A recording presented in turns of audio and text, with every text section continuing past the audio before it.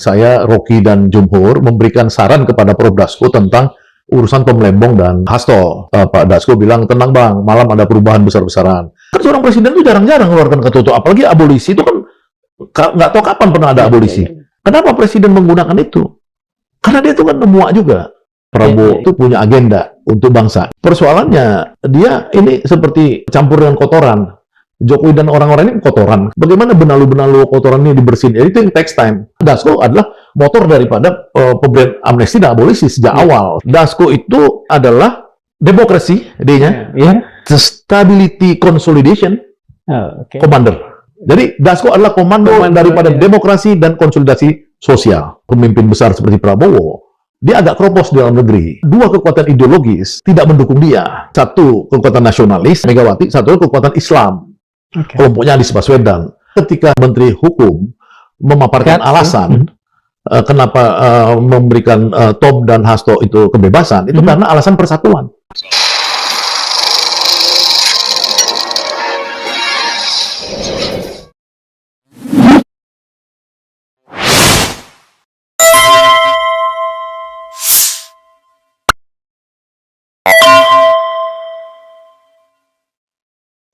Bismillahirrahmanirrahim. Assalamualaikum warahmatullahi wabarakatuh. Waalaikumsalam. Sobat Madilog, Agustus belum lagi beranjak sepekan, tetapi sejarah sudah meneteskan sesuatu yang dalam banyak hal tidak disangka oleh orang. Prabowo memberikan sesuatu yang jarang juga dilakukan oleh presiden-presiden sebelumnya. Beliau memberikan amnesti dan abolisi kepada dua orang tokoh dalam sejarah nasional hari ini, yaitu Tom Lembong dan Hasto Kristianto. Ada banyak yang bersyukur, itu terlihat dari padatnya Cipinang tadi pagi ketika terjadi pembebasan, dan ada juga kalangan yang mempertanyakan. Tak jarang yang mempertanyakan ini juga kadang-kadang terlihat tidak konsisten, karena sebelum-sebelumnya mereka juga banyak menyoal persoalan ini, terutama dalam kasus Tom Lembong.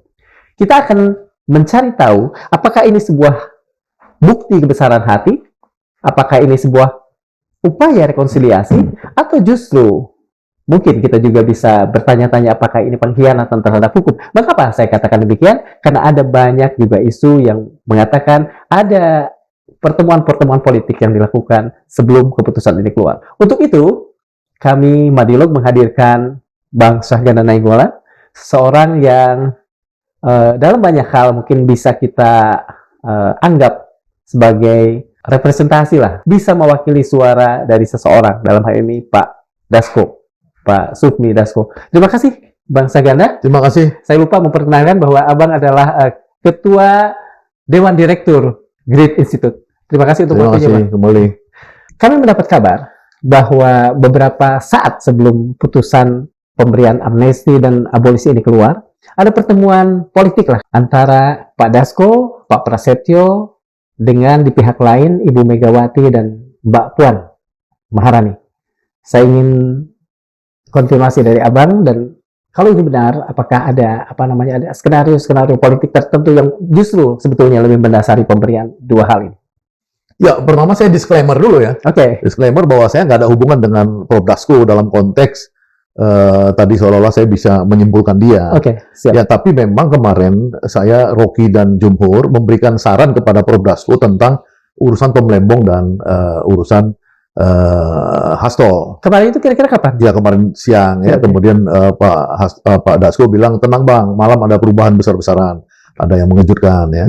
Jadi kita bilang ini harus diselesaikan segera. Memang urusan Tom Lembong dan Hasto ini kan menjadi persoalan yang menyita masyarakat. Betul. Dan yang kedua, saya, Rocky, dan Jumhur saat ini sudah gelisah karena kita melihat energinya Pak Presiden itu dalam suasana keterpecahan ya, itu tidak begitu kuat untuk menjadi presiden dengan tema-tema dia yang menonjolkan tentang kedaulatan negara, kemandirian, tidak mau inferior di mata asing dan lain-lain gitu. Jadi kita melihat energinya kurang cukup, jadi sehingga kita merekomendasikan agar memang kasus Tom dan kasus Hasto ini bisa direspon dengan baik dan tepat gitu. Jadi di situ aja keterlibatan kita. Kalau keterlibatan dia dengan urusan pertemuan dengan Bu Mega dan lain-lain, saya nggak tahu gitu. Oke.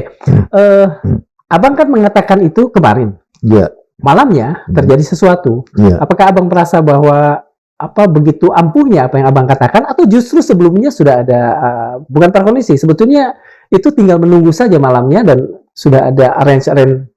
Nggak, kalau Lebih yang dahulu. kita lihat ini kan memang kan di mana sih persoalan pokok dari cerita kita tentang Tom Lembong dan Hasto? Hasto ini kan sebenarnya. Kalau menurut saya kan yang paling terpukul buat Bapak Presiden kita adalah ketika Bapak Presiden itu di Eropa, ya, ketemu dengan Presiden Uni Eropa, von Ursula. Ya. Dia berhasil, Ursula von Leyen atau apalah ya. dia berhasil melakukan perundingan antar negara dengan negara raksasa besar Eropa, ya, di mana kita perundingan dagang kita itu cukup bagus, ya, bagus walaupun itu untuk era lalu tidak bagus, tapi era sekarang bagus lah, 0-0 ekspor impor kita dikenakan sana 0 sini 0. Kita diundang defile di Bastille di Prancis. Hari Bastille Day itu ya. Bastille Day, dihormatin. Iya. Tapi tiba-tiba kita dihentakkan dengan Amerika yang membuat kita jadi negara kecil, negara malu, ya kan, negara yang kita tidak gagah untuk berunding, kita kena 19%. Plus ya. Plus yang plusnya lebih banyak lagi kan gitu kan, betul. kayak orang kita inferior Betul. melawan Amerika. Padahal Prabowo ini wataknya, seandainya dia 15 tahun lalu, ya ketika dia masih bersama teman-teman kelompok yang 15 tahun lalu itu melawan Jokowi, 2014 apa segala, dia pasti dia bisa ngelawan Trump. Ya, sekarang kenapa dia nggak bisa melawan Donald Trump? Nah, kalkulasinya untuk seorang pemimpin besar seperti Prabowo, dia agak keropos di dalam negeri. Kekuatannya. Ya, kekuatan keropos itu karena apa? Karena dua kekuatan ideologis tidak mendukung dia. Iya kan, kekuatan ideologis, satu kekuatan nasionalis, di Indonesia cuma ada dua, yang Megawati, satu kekuatan Islam. Kelompoknya Anies Baswedan. Jadi di situ kita tidak melihat Tom-nya saja, ya, tapi Tom sebagai bagian dari daripada kelompok Islam ideologis. Anies dan kawan-kawan di situ kan kelompok Islam ideologis. Ya kan, nah kelompok di Hasto kelompok nasionalis. Bagaimana dia mau tegak di mata Donald Trump? Ya, kalau yang ada di sekitar dia cuma Sri Mulyani, Airlangga Hartarto, Luhut Panjaitan, apa segala gitu-gitu yang mau berunding dengan negara raksasa. Nah, itu menurut saya poin paling penting yang saya lihat membuat Prabowo ini harus mengkonsolidasikan sebuah kekuatan yang disebut persatuan nasional dan ideologis. Itulah makanya ketika saya melihat Menteri Hukum memaparkan alasan kenapa memberikan Tom dan Hasto itu kebebasan, itu karena alasan persatuan. Ya kan? Betul kan? Alasannya dia garis bawahi persatuan nasional. Karena kita dengan terpecah-pecah itu, Prabowo tidak punya kekuatan, khususnya ketika dia keliling-keliling dunia ini pengen menjadi pemimpin besar di dunia. Gitu. Rekonsiliasi inilah yang kemudian menjadi dominan, menjadi raison d'être dari pembebasan luar ini. Iya dong, itu sebenarnya kan udah kelihatan lama. Ya, berkali-kali memang Prabowo berusaha untuk mendekatkan diri dengan kelompok nasionalis ideologis dan kelompok Islam. Ya, kelompok Islam itu dari awal misalkan Dasko coba menggalang, ya, termasuk saya lihat dengan Habib Rizik ketemu berapa kali dengan Pak Egy apa segala gitu ya, berusaha menggalang kan gitu.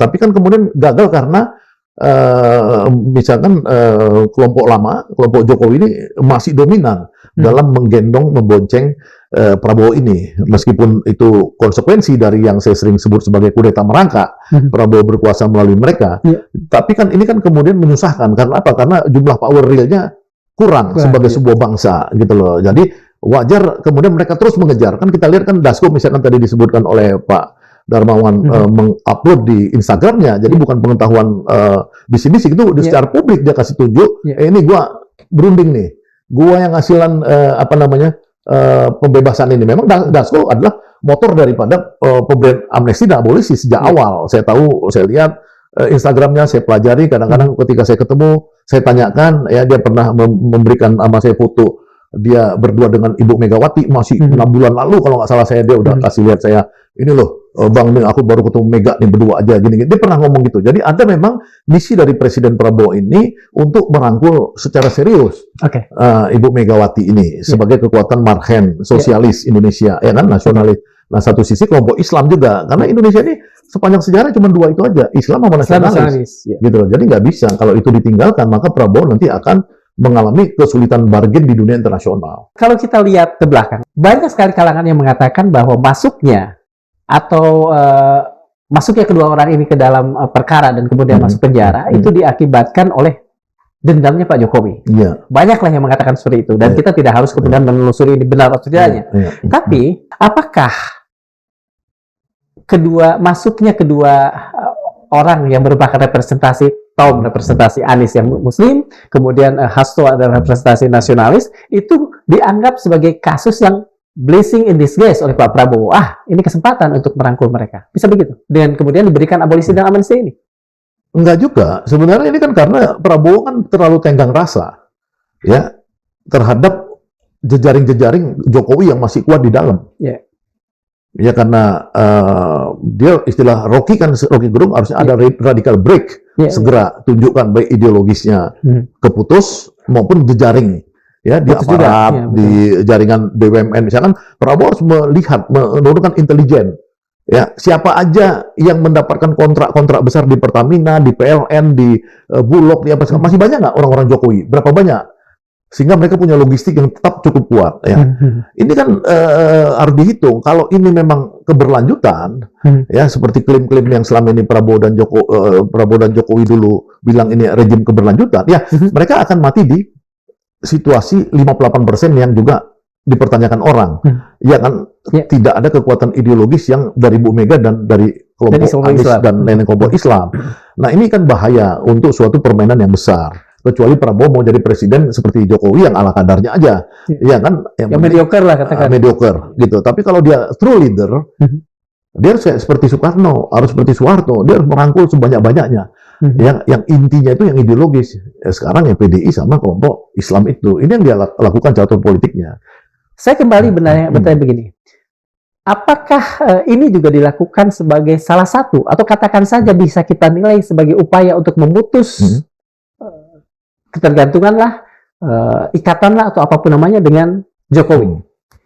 Ya kalau menurut saya kan tidak segampang itu juga. Ya misalkan ketika kita lihat kembali kemarin waktu Presiden ke Solo, ya kan? Kalau Presiden itu memang sesuai dengan keinginan pihak, itu kan selalu kalau ada acara maunya pembukaan kan? Iya, betul. Ya nggak? Nah tapi kan dia tidak datang di pembukaan, dia datangnya di penutupan. Tapi kenapa bisa ada dua setting acara? Satu Kementerian Budi Ari, Koperasi membuat acara di Klaten, satu lagi di Solo oleh PSI, Budi Ari juga di sini.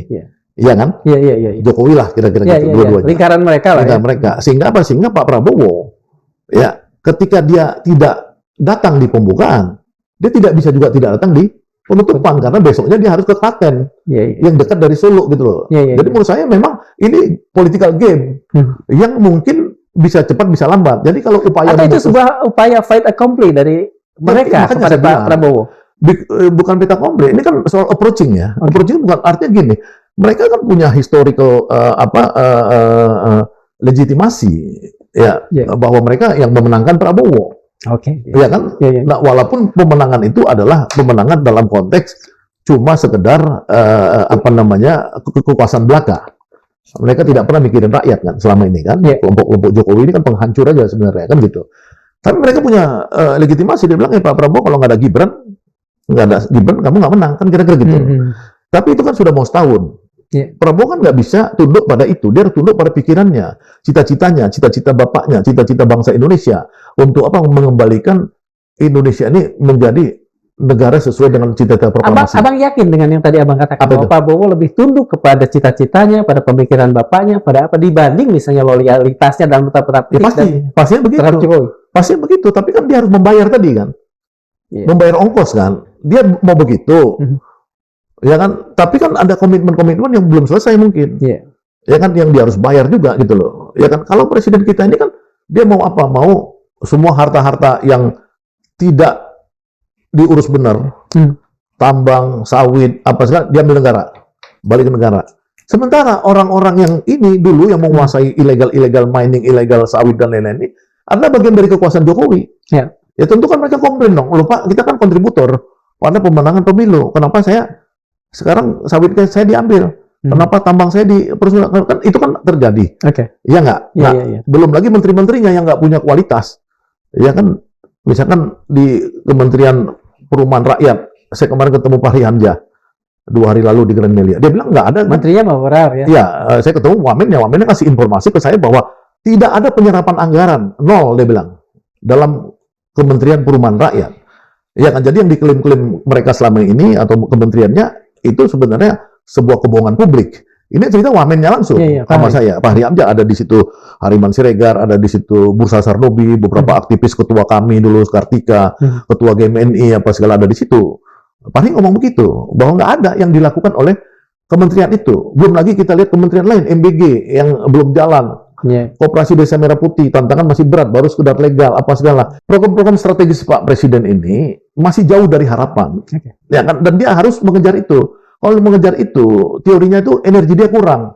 Nah, makanya dia harus memutus rantai ini, yang orang-orang dari kalangan gelap ini dicari orang-orang dari kalangan terang, yang harus mendorong dia untuk punya speed yang tinggi. Seyakin apa, Bang Saganda, bahwa Prabowo dengan melakukan ini adalah memutus rantai terhadap Jokowi itu. Sementara misalnya ada banyak hal yang bisa dilakukan, bahkan bukan saat ini, kemarin-kemarin. Misalnya mereshuffle kabinet yang tadi terlalu Jokowi heavy itu. Ya kan kita bisa melihat orang kan dari historinya kan. Dari historinya kan orang dia punya pikiran atau enggak. Kalau Jokowi nggak punya pikiran, bacanya Sincan kan gitu kan. Orang punya pikiran, bacanya buku-buku yang berat lah ya kan, Ray Dalio, apa buku tentang fiksinya aja Ghost Fleet misalnya. Ghost Fleet, revolusi yang paling baru sekarang tahun 2024, orang Belgia itu bukunya dia baca itu tentang revolusi Indonesia, tentang apa. Itu top lah. Kalau Prabowo sih dari segi itu dia sangat banyak membaca buku-buku tentang bangkitnya sebuah bangsa, Why the Nation Fail, apa segala. Jadi saya percaya itu, dan percaya historinya, percaya keluarganya, percaya ini bahwa mereka tuh punya agenda untuk bangsa gitu loh. Nah, persoalannya ya kan dia ini seperti apa namanya campur dengan kotoran. Jokowi dan orang-orang ini kotoran kan kira-kira. Kalau dia kan bersihnya, kamu kotoran. Nah, ini dia harus bagaimana benalu-benalu kotoran ini dibersihin. Jadi itu yang takes time. Jadi saya percaya tapi takes time. Nggak mungkin dia bisa melakukan pembenahan itu secara cepat. Soal takes time, apakah setahun ini tidak terlalu lama? Atau Abang melihat bahwa mungkin deadline-nya memang setahun. Setelah itu bersih, beres. Kalau dalam bahasa Al-Quran, tidak lagi talbisul haqq wal batil misalnya. Tidak lagi mencampur adukan tadi. Ya, kalau saya kemarin rapat dengan Jumhur dan Rocky Gerung ya, tentang memandang situasi ini, ya tentu kita berusaha ini ada siklus tahun. Nah, dan saya, kalau Rocky kan istilahnya radical break. Radical break itu kan suatu pikiran yang ekstrim menurut saya, ya kan. Nah, kalau saya sih sebenarnya yang penting ada evolusi dipercepat. Jadi bukan revolusi. Evolusi dipercepat. Kan gitu. Karena tidak mungkin dia... Karena kalau terlalu evolutif, tiba-tiba 5 tahun kan? Ya, kalau evolutif, makanya dipercepat. Ya, dipercepat. Misalkan orang bilang, ini FUFA harus diganti. Ya kan?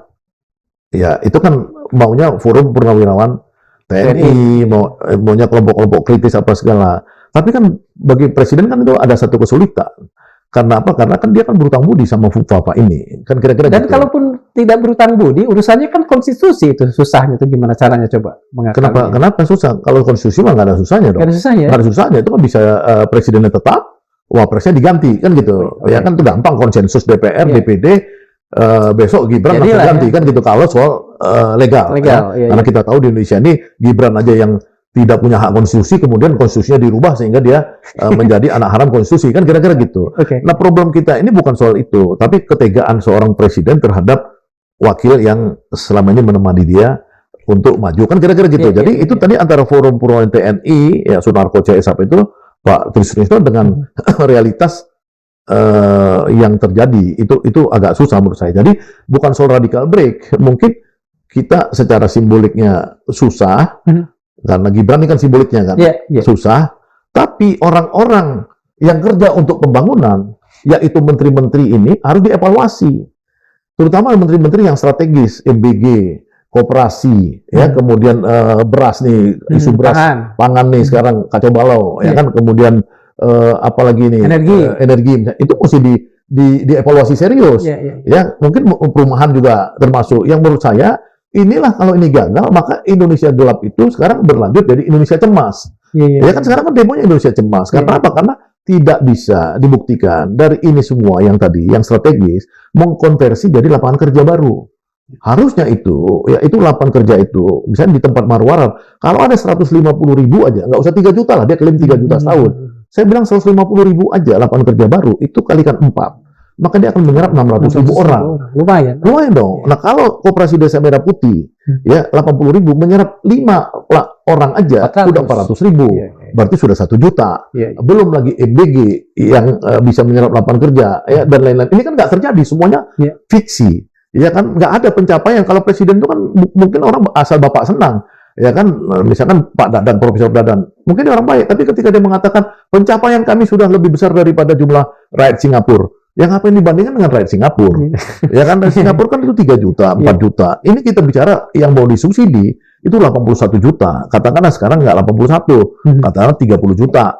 Ya kan sepertiganya bisa seperti itu, atau 27 juta lah sepertiganya. Tapi kan itu nggak ada pencapaian. Sekarang kan baru 5 juta. Misalnya gitu. Jauh sekali ya? Jauh sekali. Belum lagi tadi rumah apa segala. Ini presiden harus mendengar suara-suara itu dari intelijen yang benar. Oke. Ya kan ini sekarang menurut saya belum. Iya. Belum nih. Dia belum tahu. Dia masih quote and quote masih ada Pasti dapat ABS. data ABS itu. ABS. Oke. ABS. Tapi banyak juga yang menilai bahwa pemberian amnesti dan abolisi ini adalah, katakan saja semacam, mungkin agak dramatis saya katakan, pengkhianatan terhadap supremasi hukum. Jadi politik menjadi di atas hukum. Bagaimana menurut Abang? Ya, ini kan situasinya kan kita bukan situasi yang tenang kan, bukan situasi yang memilih baik atau buruk. Ini kan memilih buruk atau lebih buruk. Oke. Iya kan? Kalau teman-teman yang mengkritik Presiden Prabowo memberikan abolisi kepada Tom Lembong dan amnesti kepada Hasto, dia ansih melihat dari soal hukumnya. Ya kan kenapa kasus koruptor itu diberikan Amnesti dan abolisi. Ya kan? Saya yang kasusnya politik sudah sekian lama, setahun lalu udah menuntut Pak Dasko ketika saya menanyakan kalau saya mau menjadi bagian dari pendukung kekuasaan, bagaimana nasib saya di penjara, Habib Rizik, Jumhur, apa segala ini yang ribuan orang, saya bilang, oh itu kita berikan nanti Bang amnesti dan rehabilitasi. Itu omongan Pak Dasko setahun lalu. Nah makanya saya ketika teman-teman itu mengkritik, satu sisi saya merasa memang ya sedih juga, harusnya saya duluan dong. Ya kan, karena saya ini kan pernah dituntut 6 tahun penjara, artinya saya hak politik saya itu secara norma itu udah hilang. Iya kan, padahal saya itu dituntut oleh undang-undangnya pun udah dicabut. Ya kan Undang-Undang Nomor 1 1946, Undang-Undang Kolonial. Oh, Hatzai Artikelen ya? Bukan? Iya, semacam itu. Iya, semacam itu. Dan itu waktu saya sidang, jaksanya bingung nih, ini undang-undang apa gitu loh. Nggak pernah digunakan gitu loh. Ya kan waktu saya kasus menolak Omnibus Law dulu sama Jumhur, sama Anton Permana dan lain-lain. Banyak sekali kan, ada 1.000 mungkin orang yang ditangkapin oleh rejim Jokowi dulu. Nah, kenapa nggak kami duluan? Oke, ya kan?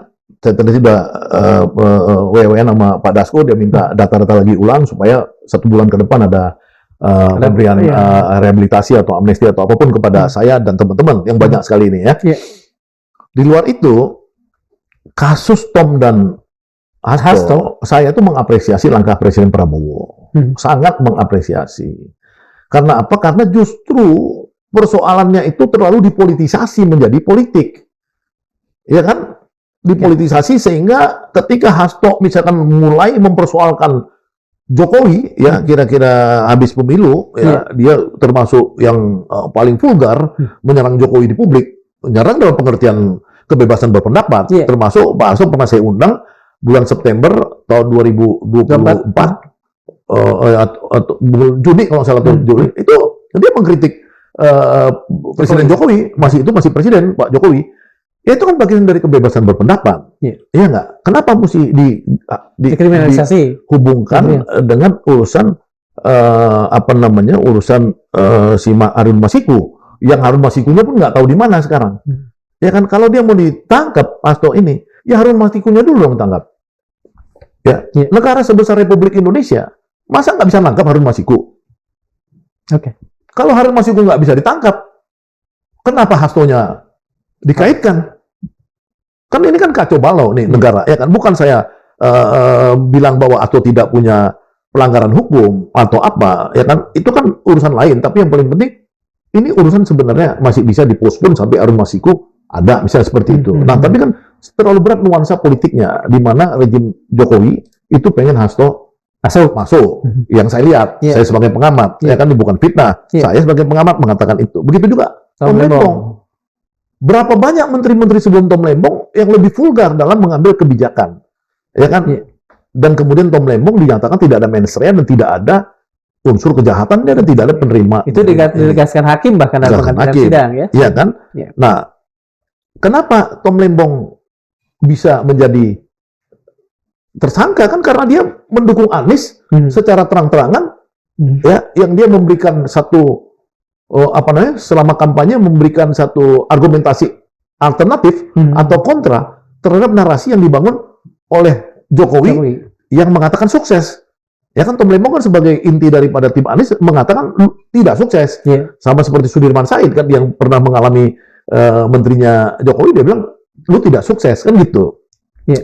Kenapa ditangkap? Kenapa di ini misalnya kayak gitu? Nah tiba-tiba tuntutannya 7 tahun, sana tuntun sini 7 tahun oleh Presiden ke-7 Republik Indonesia. Nah makanya kemudian timbullah kericuhan di masyarakat serius. Masyarakat itu baik terorganisasi secara partai, Ibu Megawati ya sudah bilang berkali-kali bahwa dia tidak akan mendukung, ya kan, Prabowo, ya. Dan dia ngomong juga ke Rocky ngomong ke saya. Jadi Megawati ngomong ke Rocky ngomong ke saya. Bahwa Megawati tidak akan mendukung Prabowo jika Hasto tidak dibebasin. Ini kan bargain politik, bukan urusan hukum. Iya. Ya kan? Akhirnya mungkin itu menjadi pikiran buat Pak Prabowo yang pengen persatuan.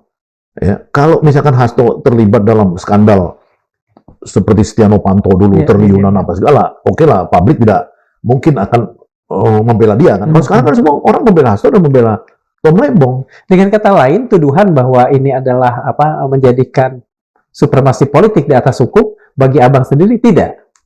Dengan kasus Kalau yang Tom kasus dan ini Hasto justru ini memang menjadi politik, bukan menjadi hukum.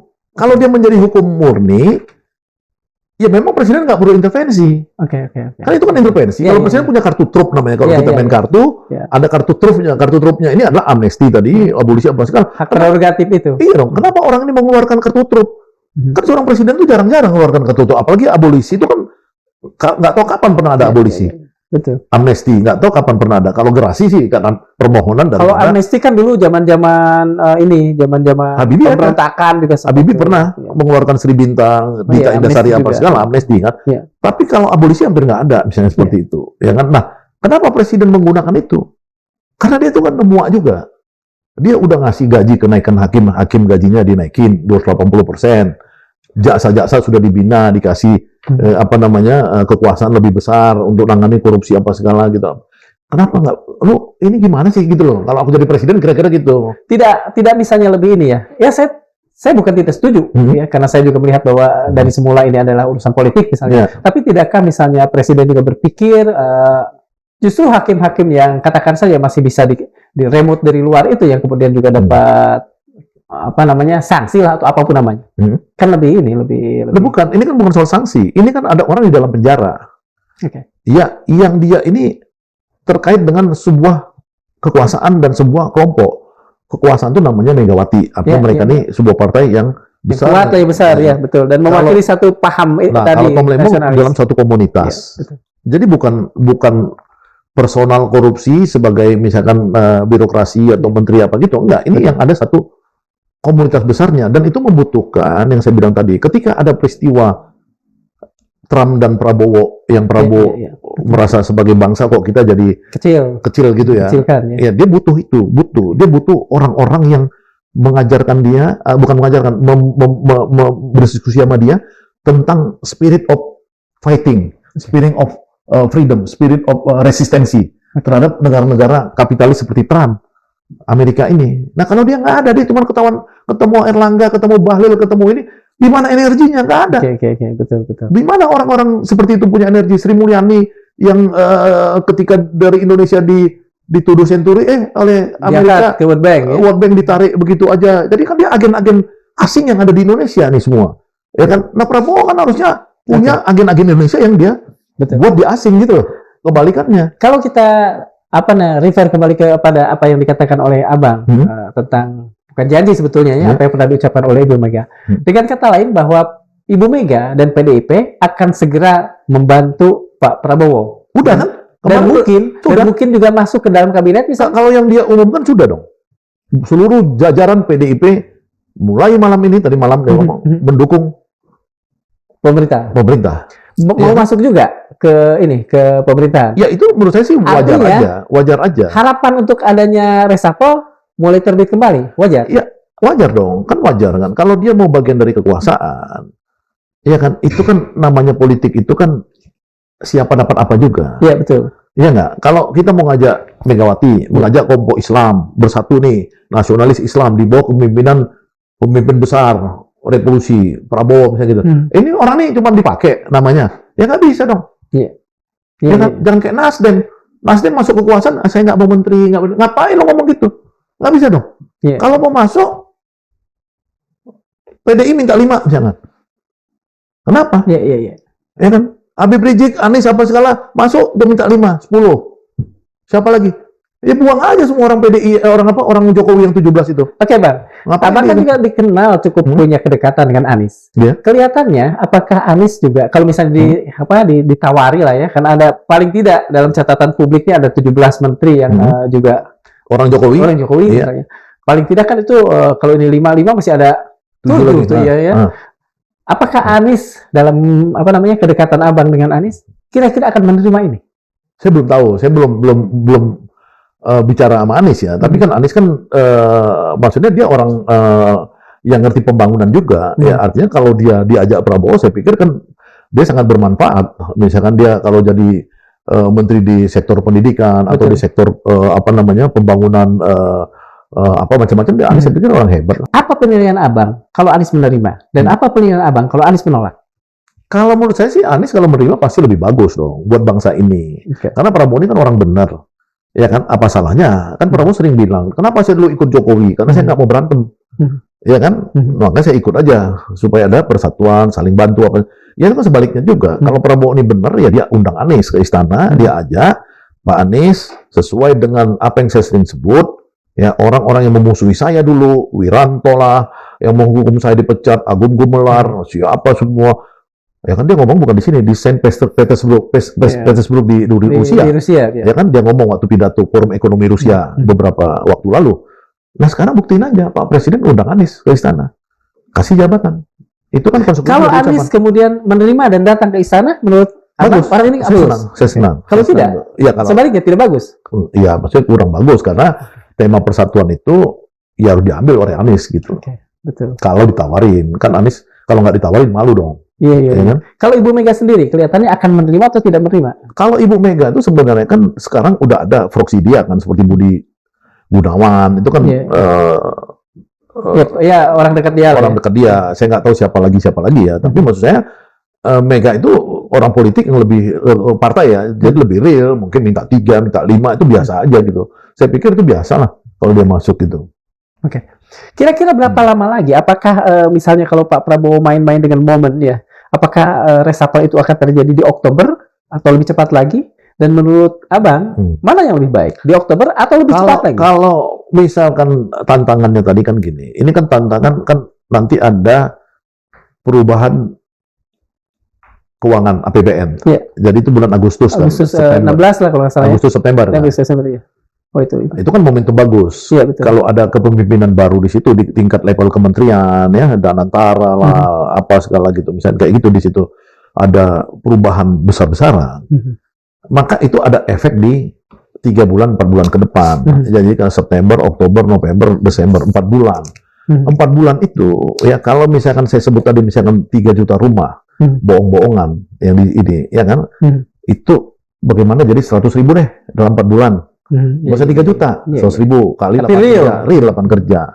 MBG ya kan dirubah modusnya dari yang sangat top down menjadi setengah top down, setengah bottom up. Berapa lapangan kerja? Koperasi ini bagaimana? 4 bulan.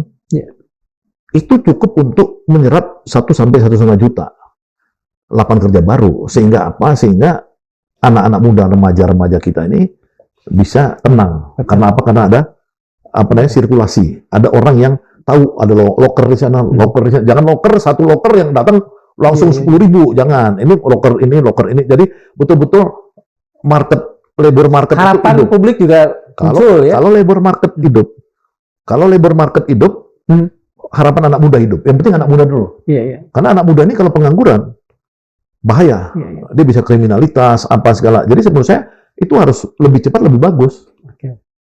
Bang, kalau yang abang lihat ya, kan abang juga di satu lembaga think tank dan Iya. satu lembaga riset tertentu. Keputusan ini meskipun baru terjadi kemarin, Iya. itu dipublikkan disikapi dengan ada yang pro, ada yang kontra. Mana sebetulnya yang lebih banyak? Yang publik yang oke dengan kebijakan ini dan kemudian bersimpati, atau minoritas tapi nyaring yang kemudian banyak sekali katakan saja kecewa dengan ini? Ya kalau misalkan simbol ya, kan Pak Dasko kan nanya ke saya, Bang itu Rocky gimana Bang? Pendapat dia soal Tom Lembong dan Hasto. Saya tanya Rocky dong, kan kita udah pisah tuh. Iya. Rok, pendapat lu gimana tuh kata Prof Dasko? Dasko dia bilang, ya kan Dasko. Dia kasih singkatan Dasko. Apa? Dasko itu menurut dia adalah demokrasi D-nya, Iya. and S-nya apa tuh? stability consolidation Oh, oke. commander. Oh, koknya komandan. Ya, jadi di dalam Jadi komandan dari demokrasi dan konsolidasi sosial, stabilitas. stabilitas sosial. Itu saya mau ke Dasko, Iya. ya kan? Respon? Iya dong, adalah responnya ada. Ya kan? itu pertanyaan dari Pak Dasko ke Rocky melalui saya. Iya. Iya Apa kan? tadi? Demokrasi, Dasko sama dengan demokrasi and stability consolidation commander. social consolidation, Social consolidation commander. Jadi Dasko adalah komando daripada iya. demokrasi dan konsolidasi sosial. Itu Artinya positif buat Rocky. sangat kan? dong. Artinya kan Rocky ini kan datang di tempat Hasto sidang, Iya. datang di tempat Tom Tom Lembong Lembong. juga. Iya. Iya kan? Iya, betul. Dan dia selalu hidup di podcast yang membela Hasto dan Tom Lembong. Iya. Karena dia orang yang Kecuali di Madiun dia nggak pernah mau datang. mau lah, nanti saya kasih tahu sama Dasko sama Pak Rocky, bilang perlu Rocky sama Pak Dasko dua-dua di sini di panel ya kan. Nah, maksudnya Rocky gitu, itu Rocky yang punya pengikut banyak, oke? Oke. Anies Baswedan hari ini mengeluarkan statement terima kasih kepada Bapak Presiden Prabowo Oh, positif juga. untuk kasus Tom Lembong. Tentu Tom Lembong yang dia singgung, ya kan? Positif dong. Iya, positif betul. Itu selevel Anies sama selevel Rocky. Rocky, ya udah sangat luar biasa. Oke. Said Didu saya udah lihat juga Apa katanya? X-nya dia, ya kan? Postingan dia Iya. sangat mengapresiasi.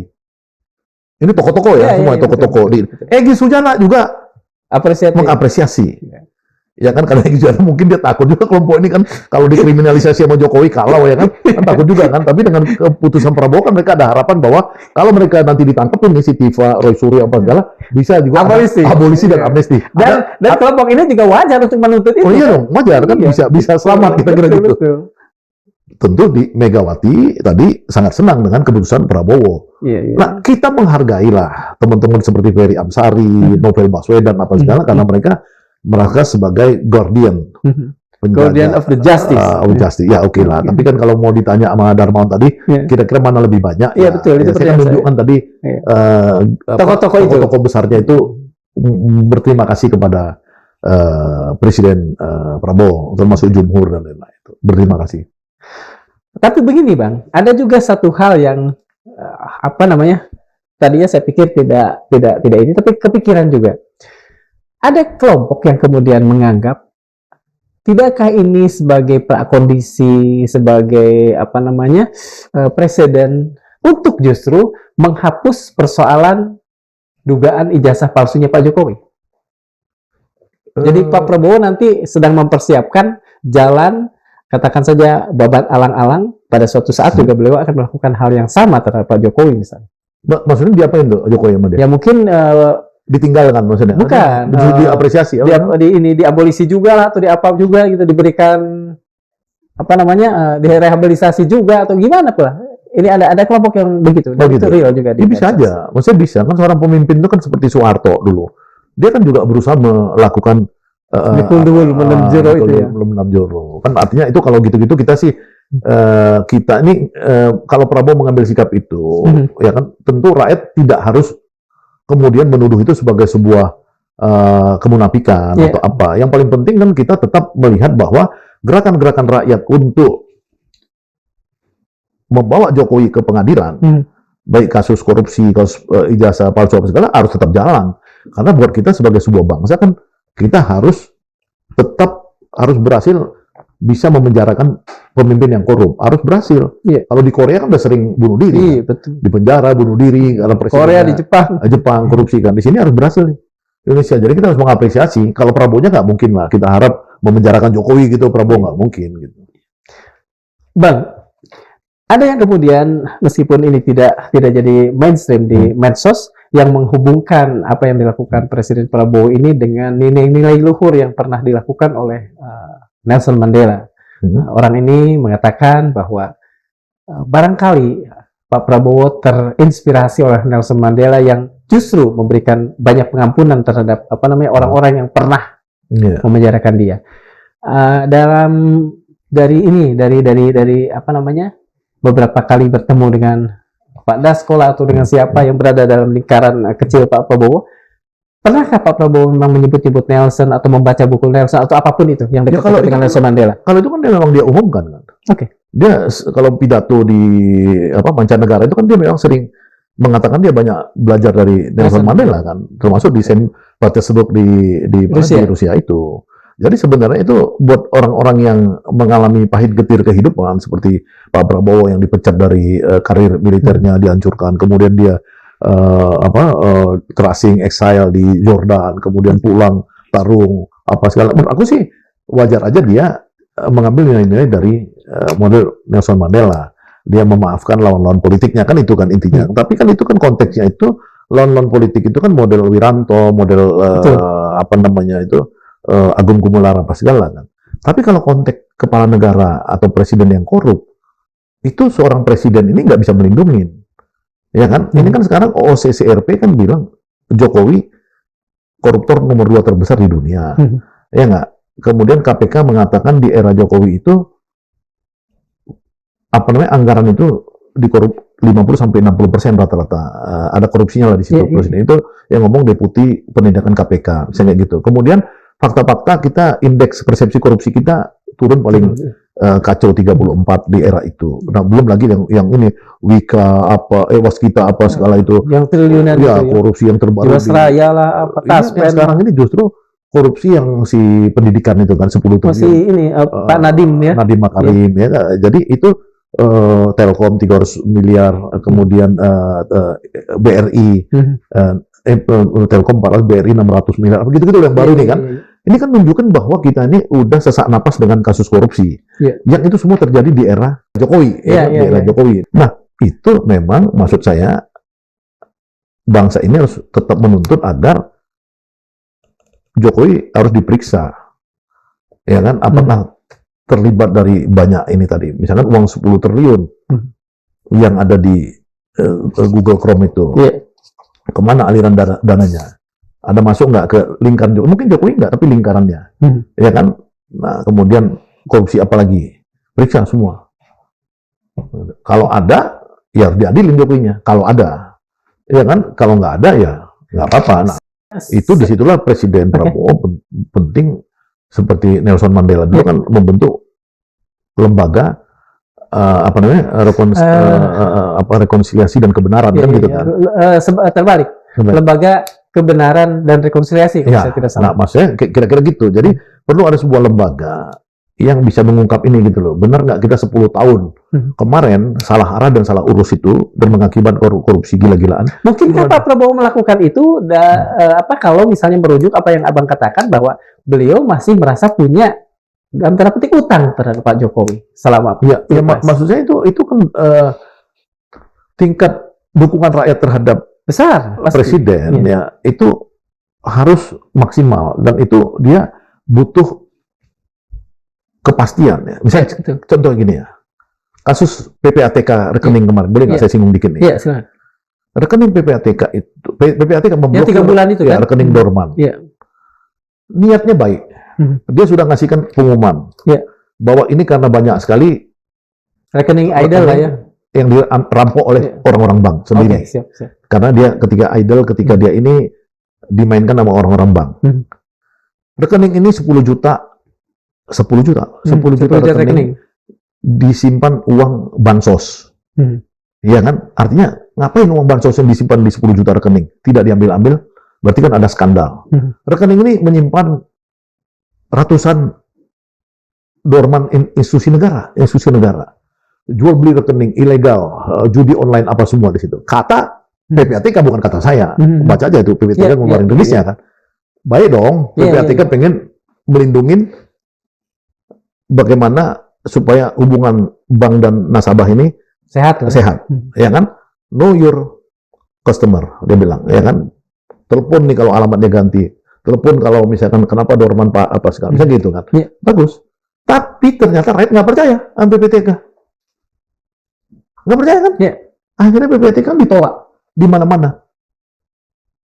Padahal itu ada kasus-kasus di mana orang itu ketakutan kalau dia dorman, dia ngurusnya berbelit-belit. Kalau di PPATK, PPATK bilang nggak berbelit-belit, cepat selesai. Tapi orang nggak percaya. Siapa PPATK? Negara.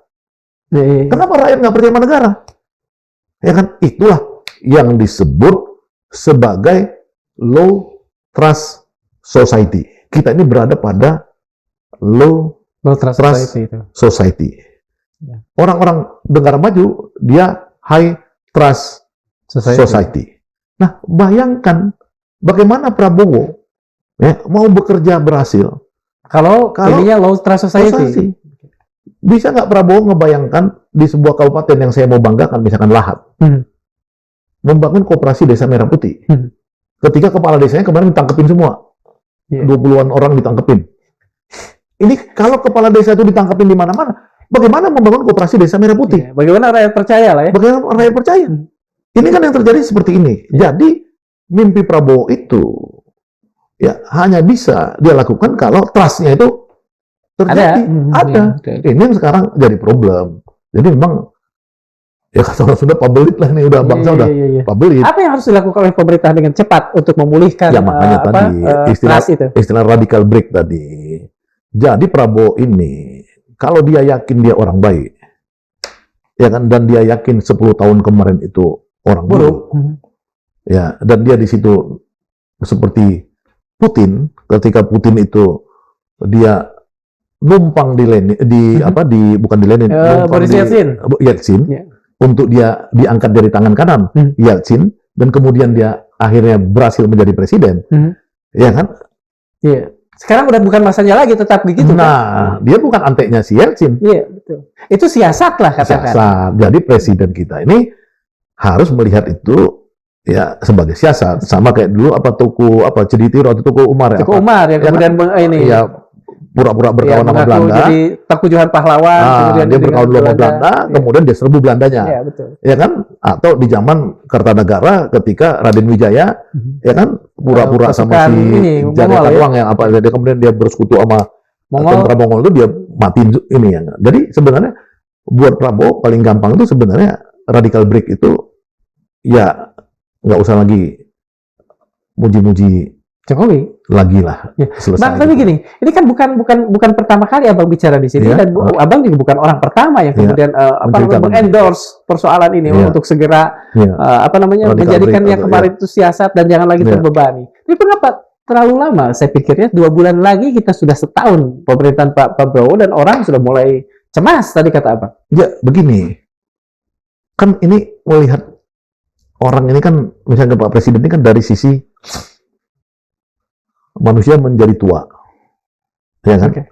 Manusia menjadi tua itu kan jadi terlalu lambat ya, bijaksana juga, ya kan, bijaksana, lambat, kemudian otak mengkerut, kecil, itu tanda-tanda orang tua, bukan saya ngomong, itu kedokteran. Penyusutan masa otot juga, masa otot, apa segala macamnya ada gitu. Nah, orang tua yang kita harapkan bisa tetap revolusioner seperti ada Khomeini, ada Khamenei sekarang, ya nggak tahu lagi banyak lah mungkin ada. betul.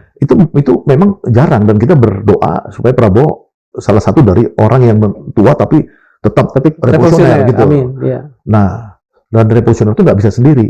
Itu sekali lagi nggak bisa sendiri. Revolusioner mesti Ada kelompok, kawan ya. kawan. Betul. Ya kan kawan. Misalnya kita mau ngelawan Trump, quote and quote yang melawan yang bukan ini. Kalau kita kekuatan kita ini cukup kuat ya, misalnya kalau kayak komunis di Cina, partai komunis Cina itu satu lapisan tuh, partai komunis Vietnam satu lapisan, atau mullah di Iran gitu, atau kelompok-kelompok Islam di Afghanistan di apa, mereka kuat. Afghanistan kan nggak berhasil di akhirnya ditundukkan sama Amerika, bisa seperti itu. Jadi sebenarnya di situ Prabowo ini menurut saya lingkarannya nggak ada yang ideologis, kurang adalah yang ideologis.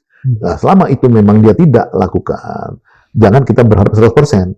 Nah, tapi jangan kita menihilkan. Karena apa? Karena kalau kita bandingkan Jokowi yang 10 tahun lalu kacau balau, ini sebenarnya sudah alhamdulillah kita dapat keberkahan dari Allah, dapat yang model Prabowo gitu loh. Oke, artinya mungkin kita bisa berharap suatu saat kita kembali on the right track. Ya. Dan itu dimulai dari sesuatu yang banyak juga dikritisi orang, pemberian abolisi dan amnesti. Iya. Bukan begitu mungkin yang di Iya, ya, kalau yang dikritik orang tadi itu ya kita sekali lagi lah bahwa itu memang mereka tuh orang yang kita hormatin tapi pikirannya kebatas pada soal hukum ansih. Okay. Dia tidak melihat kapitas rekta yang untuk melihat bangsa ini secara utuh gitu. Okay. Itu problemnya. Dengan kata lain, Abang menaruh harapan besar. Ini adalah entry point untuk kita bisa menaruh harapan agar di 2045 itu tidak jadi Indonesia cemas itu tadi yang Abang katakan. Ya, kalau ini kan jalan ini kan abolisi sama amnesti ini kan sebenarnya kan sudah ada peluang.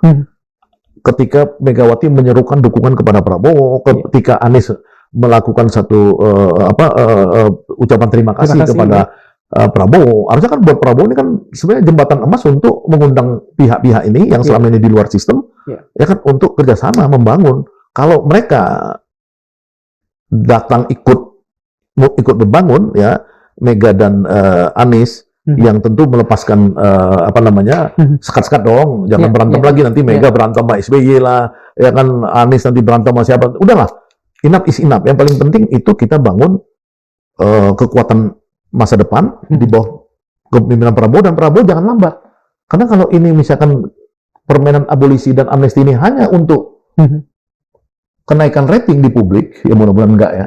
Itu sayang persepsi sekali. Ya, persepsi. Sebenarnya menurut saya sih cepat-cepat aja kelompok Anies sama kelompok Megawati ini dirangkul. Satu pertanyaan terakhir Bang, ini Bang.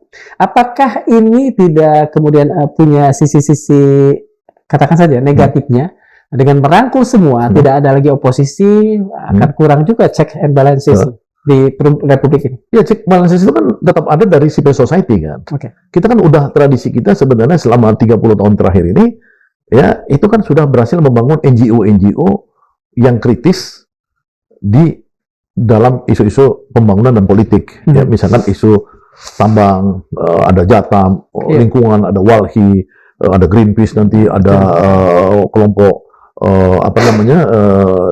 soal pemilu nanti ada perludem dan sebagainya. Itu udah biasa nih sekarang. Belum lagi tambah mahasiswa dan lain-lain. Jadi sebenarnya kita nggak kehilangan oposisi, asal itu jangan dimatiin gitu loh.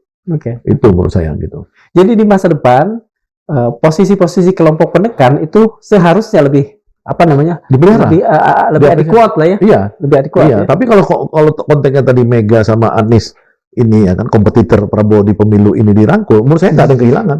Ini malah memperbaiki gitu, kuat gitu. Terima kasih sekali, Bang Sagan. Terima kasih. Ya. Sejarah Republik ini sudah terlalu kenyang dengan pengampunan yang mengabaikan keadilan. Terlalu banyak penguasa yang ingin disebut pemersatu, padahal hanya sedang menyelamatkan loyalis atau menyiapkan kompromi baru. Tapi Prabowo bukan siapa-siapa di sejarah, kecuali jika kita sendiri yang memberi makna pada langkahnya. Jika abolisi dan amnesti ini jadi pintu pembenahan hukum, maka itu warisan. Tapi jika ia hanya jadi alat barter kuasa dan konsesi, maka ini cuma episode lain dari sebuah kekuasaan yang malas memperbaiki sistem. Jika ini adalah jalan pembenahan, semoga jadi awal keadilan yang lebih jujur. Tapi jika ini hanyalah politik dagang sapi, menukar amnesti dengan dukungan, menghapus vonis demi narasi, maka sejarah akan mencatatnya sebagai kemunduran, bukan kebesaran. Seperti kata Khalil Gibran, antara keadilan dan belas kasih, negara harus memilih keadilan lebih dulu, karena keadilan adalah wajah belas kasih yang jujur. Kita tidak menuntut presiden suci. Kita hanya ingin negara ini kembali tunduk pada hukum, bukan pada strategi politik harian. Dan seperti yang dikatakan Imam Ali bin Abi Thalib karamallahu wajhah, kebenaran bukan diukur dari siapa yang mengatakannya, tapi dari apa yang dikatakannya. Unzur man qala wala tanzur man qala. Assalamualaikum warahmatullahi wabarakatuh. Waalaikumsalam warahmatullahi wabarakatuh. Terima kasih sekali. Sama-sama.